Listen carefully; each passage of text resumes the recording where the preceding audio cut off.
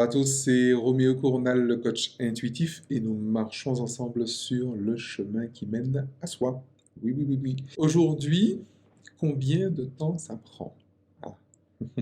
Combien de temps ça prend? Combien de temps ça prend? Je suis célibataire, combien de temps ça va me prendre pour trouver l'âme sœur? Je suis en burn-out, combien de temps ça va me prendre pour quitter mon emploi et m'épanouir professionnellement? Je suis en couple avec mon PN préféré, combien de temps ça va prendre pour que je m'en débarrasse? Ok?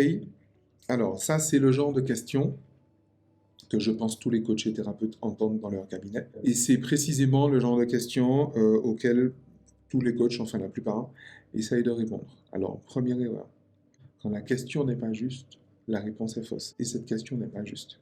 Je ne sais plus qui c'est qui disait le malade s'illusionne à manquer de santé. Ce qui lui manque, c'est pas ça. Je crois que c'est un italien. Pasquini.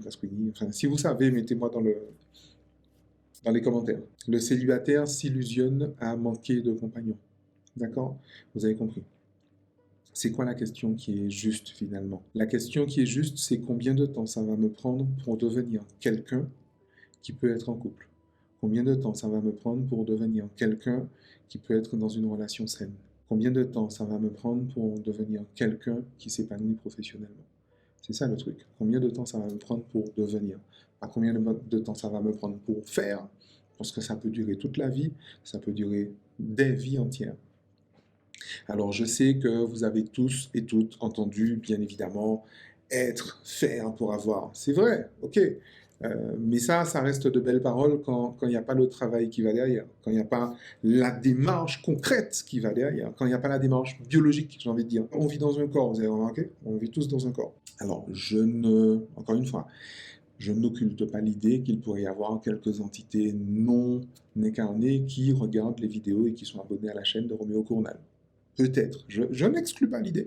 Mais voyez-vous, je pars du principe que vous tous et toutes qui me regardez, vous êtes incarnés dans un corps. Donc vous vivez dans un corps, d'accord? Donc si je dois changer de personnalité, je dois changer de corps aussi, en vrai, les gars.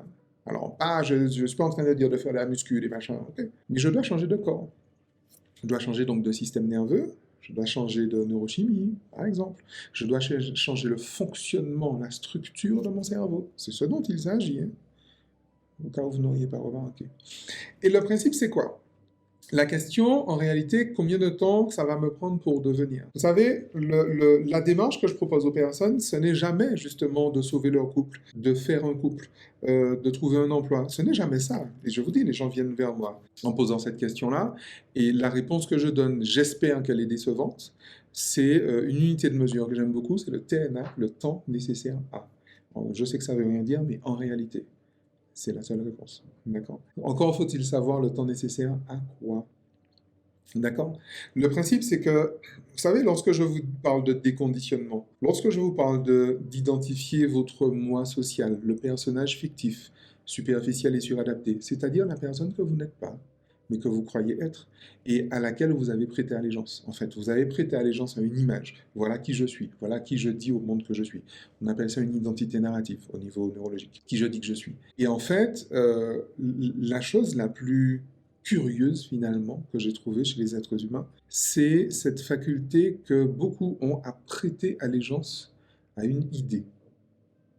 À l'idée que les personnes se font d'elles-mêmes, à l'idée à des idées qu'elles ont sur la vie, sur comment est-ce que doit être géré le temps, comment est-ce que doit être géré l'espace, comment est-ce que doivent être gérées les relations, comment est-ce que doivent être gérées les possessions, comment est-ce que doivent être gérées les relations, comment est-ce que doivent être gérées les possessions. Et les gens ont prêté allégeance à ces idées-là. Et forcément, lorsque vous dites à quelqu'un, oui, mais attends, tu dois changer qui tu es, donc ça veut dire, quitte à devenir finalement heureux, quitte à devenir ton soi authentique, quitte à te souvenir de qui tu es en fait en vrai, en réalité, les personnes ont du mal à voir mourir leur moi social. Pourquoi? Simplement parce qu'elles y ont prêté allégeance.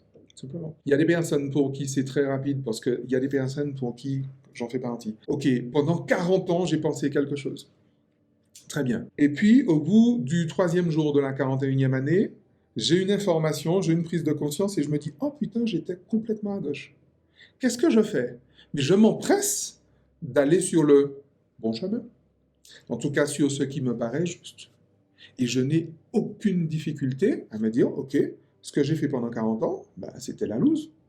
Ou peut-être que c'était très bien jusque-là et qu'aujourd'hui, j'ai tout intérêt à changer finalement qui je suis, à changer d'idée, à élargir finalement mon champ de croyance. Oui, c'est possible que ce soit, mais c'est aussi possible que ce soit.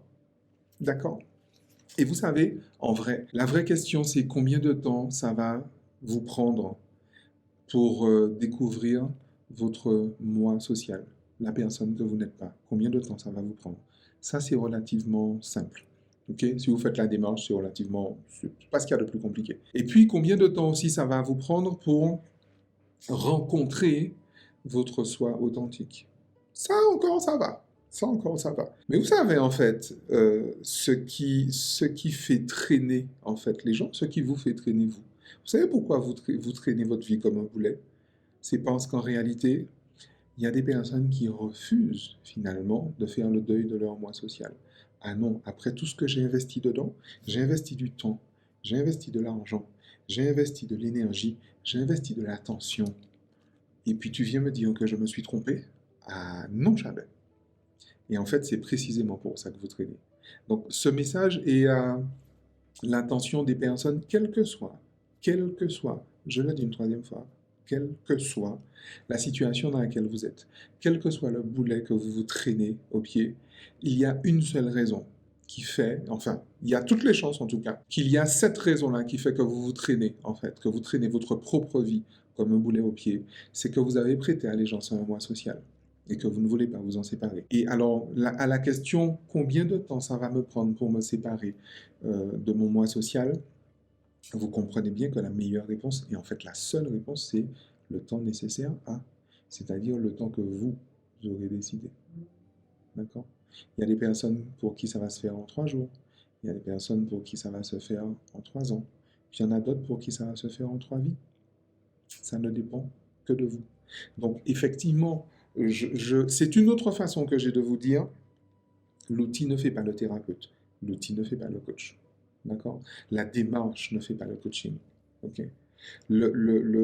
Ce que vous allez mettre, le protocole que vous allez mettre en œuvre ne va rien vous apporter. Si vous continuez, si vous persistez à être qui vous êtes, et si vous continuez à refuser de changer de personnalité, si vous continuez à refuser de penser que ce que vous croyez vrai est peut-être faux, est aussi faux, est quelquefois faux. D'accord? Si vous refusez de penser que ce que vous croyez faux est peut-être vrai, est aussi vrai, et quelquefois vrai. D'accord? L'obstination, finalement, que vous avez, en fait, c'est ça qui vous perd. C'est vraiment ça qui vous perd. Donc, vous pouvez courir tous les thérapeutes qui soient. Vous pouvez courir tous les, tous les coachs qui soient. Vous pouvez courir tous les compléments alimentaires, toutes les molécules, tous les médicaments, tous les trucs, toutes les choses. Vous pouvez faire tout ce que vous voulez. Vous pouvez faire méditation, vipassana. Vous allez au Brésil pour voir Joao, il n'y a pas de problème. Hein. Vous allez en Inde faire, dans un Kinoabaitala, je ne sais même plus comment ça s'appelle, faire des méditations, faire des trucs. Vous allez prendre ayahuasca, il n'y a pas de souci, faites ça, il n'y a pas de problème. Il n'y a pas de problème, moi aussi je fais ça, il n'y a pas de problème. Mais je fais ça pas pour avoir, je fais ça parce que je suis. Et je fais ça précisément pour savoir qu'est-ce que j'ai à enlever en vrai.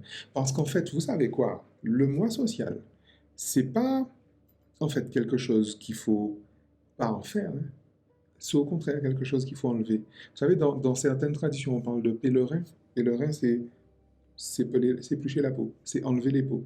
C'est ça en fait un pèlerinage. Hein. C'est Antoine de Saint-Exupéry qui dit que la perfection n'est pas atteinte lorsqu'il n'y a plus rien à rajouter.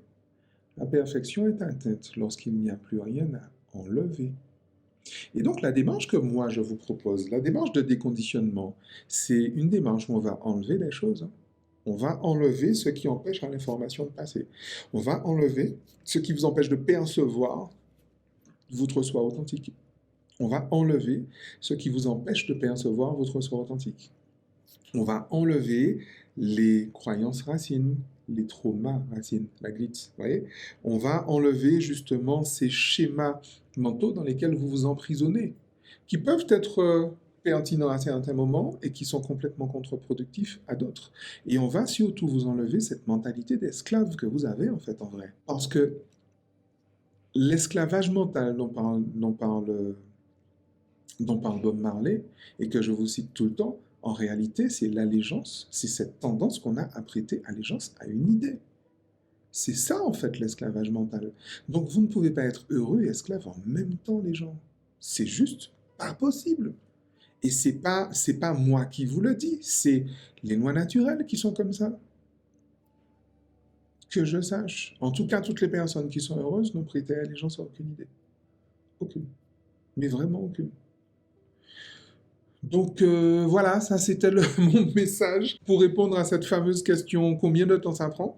Donc pensez à regarder et à revisionner encore cette vidéo lorsque vous prenez rendez-vous avec un coach, avec moi ou avec quelqu'un d'autre, hein, pensez à faire ça. Donc pour toutes les personnes qui veulent vraiment, mais vraiment, sans sortir, j'ai envie de dire, pour les personnes qui veulent vraiment être heureuses, prenez le temps de faire cette démarche de déconditionnement. Et croyez bien, je sais ce que ça coûte. Je sais. Je sais. Je sais que la blessure narcissique, ça fait mal. Je sais. Je sais que vous êtes enfoncé dans votre dépression infantile précoce. Je sais. Je suis au courant de ça. Mais c'est précisément mon expertise ça, de vous sortir de ça. C'est ça mon expertise. En vrai. Mon expertise, c'est pas les 12 méthodes pour trouver l'âme sœur. Mon expertise, c'est pas les 7 habitudes des gens, des millionnaires. C'est pas ça mon truc. Mon expertise, c'est pas de faire de vous des singes, de faire de vous des macaques qui vont imiter Elon Musk, Jeff Bezos et qui sais-je encore. C'est pas ça mon truc. Mon truc, c'est pas le carnaval. Je vous ai dit, je suis entier. Le carnaval, c'est à une semaine. C'est une semaine seulement dans l'année. Le reste du temps, c'est la vie. Le reste du temps, c'est un temps que l'on passe à faire un bon usage de son âme. À plus tard.